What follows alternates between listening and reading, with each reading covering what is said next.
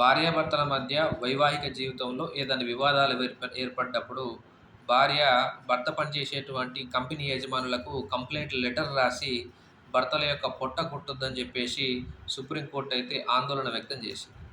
ఎందుకంటే ఒకవేళ గనక ఈ భార్య రాసినటువంటి కంప్లెయింట్ లెటర్ కారణంగా ఆ కంపెనీ యాజమాన్యము ఇతనిని సస్పెండ్ చేయడం గానీ, ఉద్యోగం నుండి తీసివేయడం గానీ జరిగినట్టయితే ఆ ప్రభావం కంప్లెయింట్ చేసినటువంటి భార్య పైన, అలాగే పిల్లల పైన కూడా ఉంటుందని కూడా చెప్పడం జరిగింది. ఎందుకంటే ఇప్పుడు భార్య భార్యని, పిల్లల్ని పోషించాల్సిన బాధ్యత భర్తదే కాబట్టి.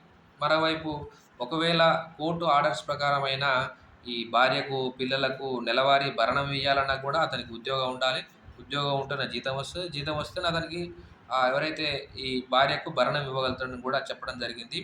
అతని ఉద్యోగాన్ని ఇబ్బందిలో పెట్టడం, ఉద్యోగాన్ని పోగొట్టడం అనేది చట్టబద్ధమైనటువంటి పరిష్కారం కాదని చెప్పేసి కూడా సుప్రీంకోర్టు చెప్పడం జరిగింది.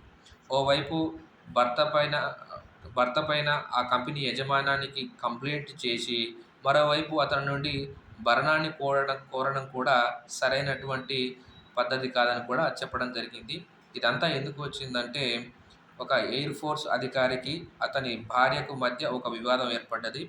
ఆ వివాదం సందర్భంగా సుప్రీంకోర్టు జస్టిస్ నాగరత్న గారు ఈ యొక్క వ్యాఖ్యలు చేయడం జరిగింది.